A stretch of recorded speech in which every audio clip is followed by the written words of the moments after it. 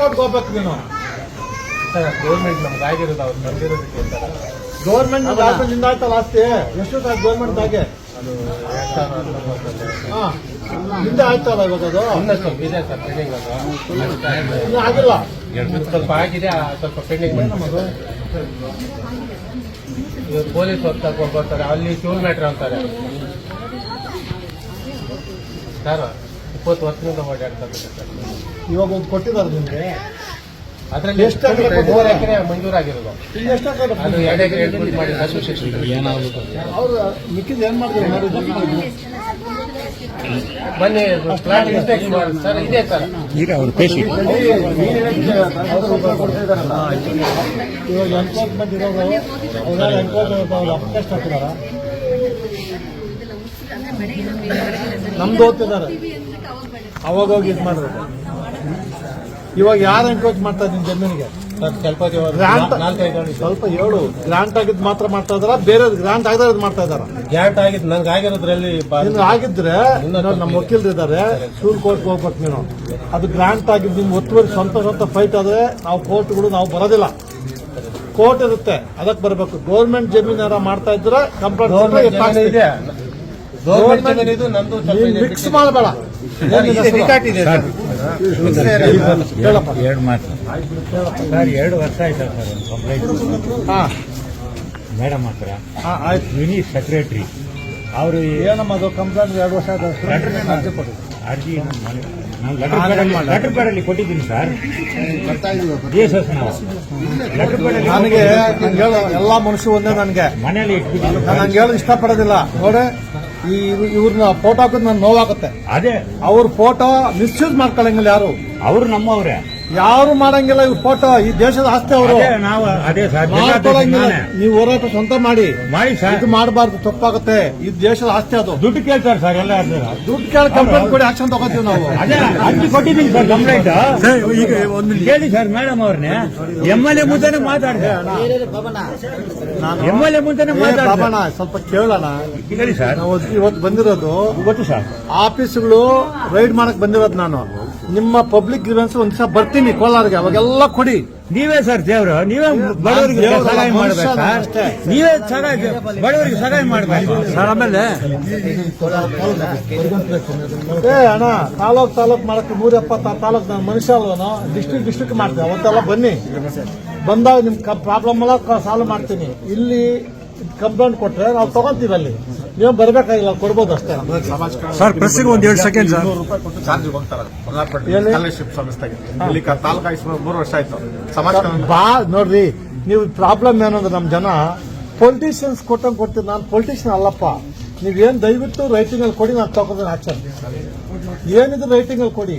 Politician ಅಲ್ಲ ರೀ ನಾನು. ವಿದ್ಯಾರ್ಥಿ 200 ರೂಪಾಯಿ ಚಾರ್ಜ್ ಕೊಟ್ಟು ತಪ್ಪ್ರಿ, ಕೊಡಿ, ಕಂಪ್ಲೇಂಟ್ ಕೊಡಿ, ರೈಟಿಂಗ್ ಅಲ್ಲಿ ಕೊಡಿ. ನಾನು ಬಂದಿರೋದು ಪಬ್ಲಿಕ್ ಗ್ರೀವೆನ್ಸ್ ಅಲ್ಲ. ನಿಮ್ಗೆ ತೊಂದರೆ ಆಗ್ತದೆ ನೋಡಕ್ಕೆ ಬಂದಿದ್ದೀನಿ. ಪಬ್ಲಿಕ್ ಗ್ರೀವೆನ್ಸ್ ಎಲ್ಲ ಬಂದಿಲ್ಲ ನಾನು. ಜನಗಳಿಗೆ ತೊಂದರೆ ಆಗುತ್ತಾ ಏನು ಅಂತ ವಿಚಾರಕ್ಕೆ ಆಫೀಸ್ ನುಗ್ಗಕ್ಕೆ ಬಂದು ನೀವು ನುಗ್ಗಿದ್ರೆ ಆಫೀಸ್ಗೆ ಹೋಗಕ್ಕೆ ಹುಷಾರಾಗ್ಬಿಡ್ತಾರೆ. ಹುಷಾರು ನೀವು. ನಾನು ಡಿಸ್ಟಿಕ್ ಅಲ್ಲಿ 3 ದಿವಸ ಡಿಸ್ಟಿಕ್ ಅಲ್ಲಿ ಬರ್ತೀನಿ. ಇದೊಂದು ಆಲ್ರೆಡಿ ಆಗಿದೆ, ನಮ್ಮ ಸ್ನೇಹಿತರು ಬಂದು ಹೋಗಿದ್ದಾರೆ. ನಾನು ಬೇರೆ ಡಿಸ್ಟಿಕ್ ಹೋಗ್ತಾ ಇದ್ದೀನಿ. 3 ದಿವಸ ಡಿಸ್ಟಿಕ್ ಅಲ್ಲೇ ಇರ್ತೀನಿ. ಅವಾಗ ನಿಮ್ದೆಲ್ಲಾ ಪ್ರಾಬ್ಲಮ್ ಸಾಲ್ವ್ ಮಾಡ್ತೀನಿ. ಸ್ವಲ್ಪ ತಡ್ಕೊಳ್ಳಿ. ಅಷ್ಟೊತ್ತಿಗೆ ಏನೋ ಪ್ರಾಬ್ಲಮ್ ಇದೆ, ದಯವಿಟ್ಟು ಕಂಪ್ಲೇಂಟ್ ಕೊಡಿ, ನಾವು ತಗೊಂತೀವಿ. ಜೆನ್ಯೂನ್ ಕೇಸ್ ಕೊಡಿ. ಸುಳ್ಳು ಕೇಸ್ ಕೊಟ್ಟರೆ ನಾನು ಜೈಲು ಕಳಿಸ್ತೀನಿ. ನಿಜವಾಗಲೂ ಅನ್ಯಾಯ ಇದ್ರೆ ನಾನು ಇರ್ತೀನಿ ನಿಮ್ ಜೊತೆಗೆ. ಸುಳ್ಳು ಕೇಸ್ ಕೊಟ್ರೆ ನಾನು ನಿಮ್ಮನ್ನ ಜೈಲು ಕಳಿಸ್ತೀನಿ. ಆಮೇಲೆ ತಪ್ಪು ತಿಳ್ಕೊಬೇಡಿ.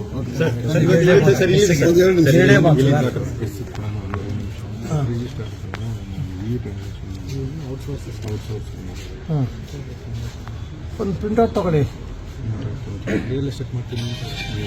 ಅವ್ನು ಇಟ್ಕೊಂಡು ರಿಯಲ್ ಎಸ್ಟೇಟ್ ಮಾಡ್ತಾನಂತಲ್ಲಿ 61,000.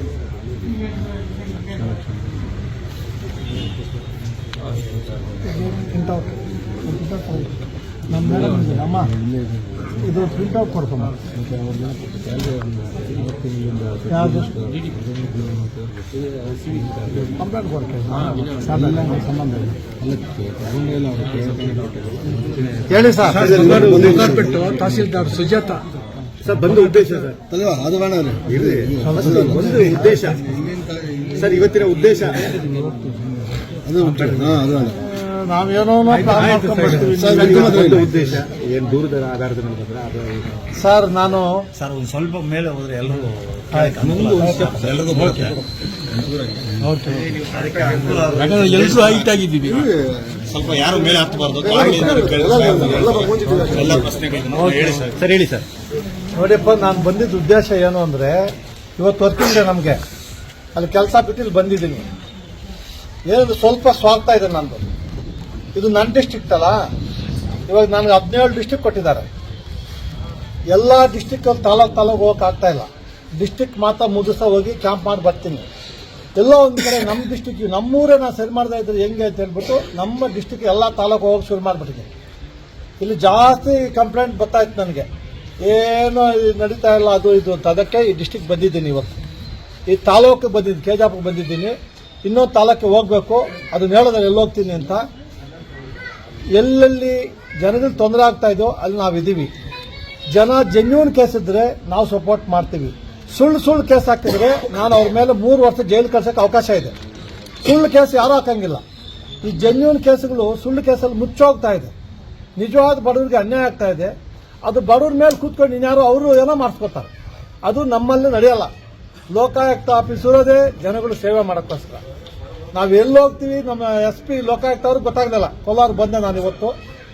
ಅಲ್ಲಿ ಸುಮ್ಮನೆ ತಾಲೂಕುಗಳು ಕೋಲಾರ ಡಿಸ್ಟಿಕ್ಗೆ ಅಂತ ಹಾಕಿದೆ.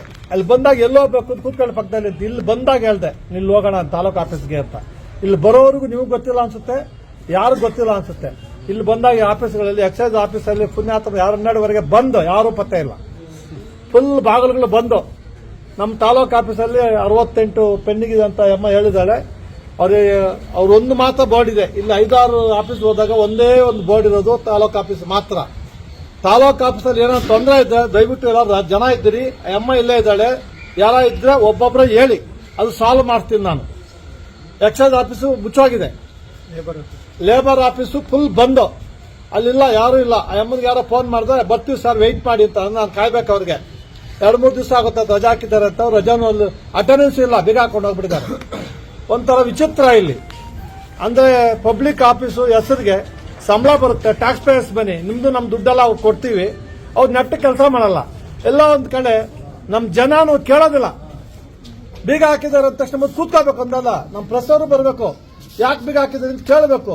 ಬೀಗ ಇಲ್ಲಿ ಎಕ್ಸೈಸ್ ಆಫೀಸ್ ಬೀಗ ಹಾಕಿದ್ರೆ 12 ಗಂಟೆಗೆ ಅಂತ ಹಾಕ್ಬೇಕು ಜೋರಾಗಿ. ಹಾಕಲ್ಲ ನೀವು ಒಬ್ರು ಹಾಕ್ತೀನಿ, ಎಲ್ರಿಗೂ ಹೇಳಲ್ಲ ಸರ್. ನಾನು ನನ್ನ ಸೇರ್ಸ್ಕೊಂಡು ಹೇಳ್ತೀನಿ, ನೀವೆಲ್ಲರೂ ನಾವು ಕೆಟ್ಟವ್ರು ಅಂತ ಹೇಳ್ತಾ ಇಲ್ಲ ಸರ್.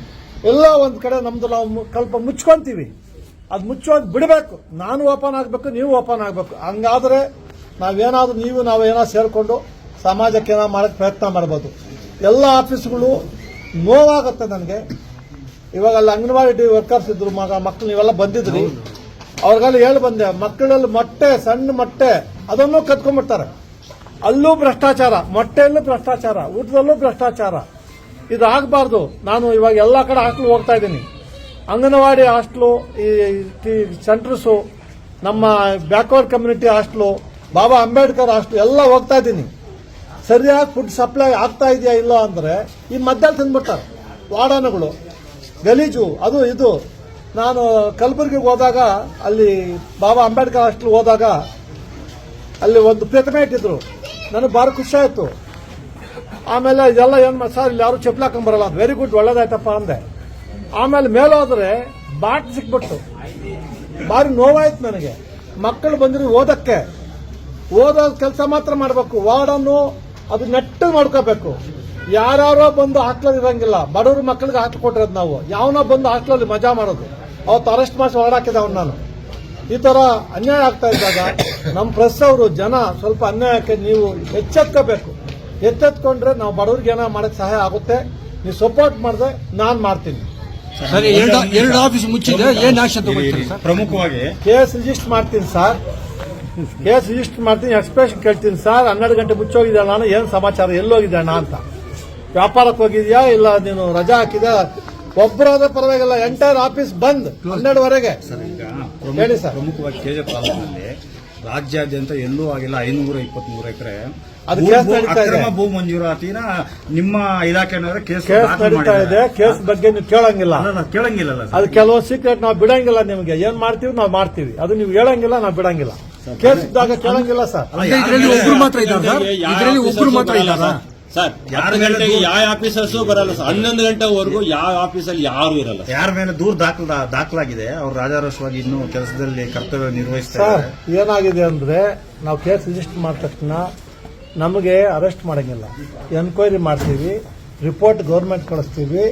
ಹಂಗೇನ ಗೌರ್ಮೆಂಟ್ ಅಫಿಷಿಯಲ್ಸ್ ಆದರೆ ಅವ್ರನ್ನ ನಮ್ಗೆ ಗೊತ್ತಿಲ್ಲದೇನೆ ರೈಡ್ ಮಾಡಿಸ್ತೀವಿ. ಮನೆಗಳನ್ನ ರೈಡ್ ಮಾಡ್ತೀನಿ, ಅರೆಸ್ಟ್ ಮಾಡಿ ಒಳಗಡೆ ಹಾಕ್ಸ್ತೀವಿ.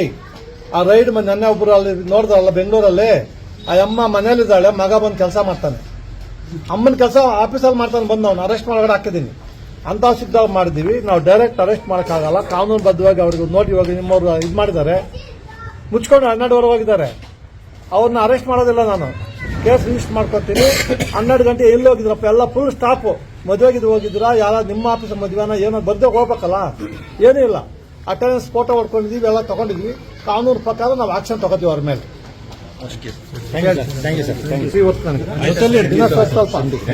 ನಿಮಗೆ ಮಾಹಿತಿ ಇರುತ್ತೆ. ನಮ್ಮ ರೈತರು ಬಂದಿದ್ದಾರೆ, ನಮ್ಮ ಜನ ಬಂದಿದ್ದಾರೆ.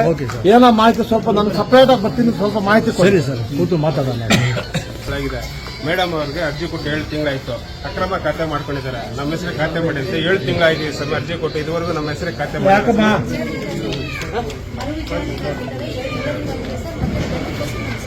ಹಿಯರಿಂಗ್ ಡೇಟ್ ಕೊಟ್ಟಿದ್ದಾರೆ, ಫಿಕ್ಸ್ ಮಾಡಿದ್ದಾರೆ ಸರ್. ಮರು ವಿಚಾರಣೆ ACDC ಅವ್ರು ಮಾಡಿದ್ಮೇಲೆ ಇವರು ಮರು ವಿಚಾರಣೆ ನೀನು ACDC ಆರ್ಡ್ರು ನೀನು ರೀಎನ್ಕ್ವೈರಿ ಮಾಡಬೇಡ, ಹಂಗೆ ಆರ್ಡರ್ ಮಾಡಿಕೊಡು. AC order ಕೊಡಿಲ್ಲ,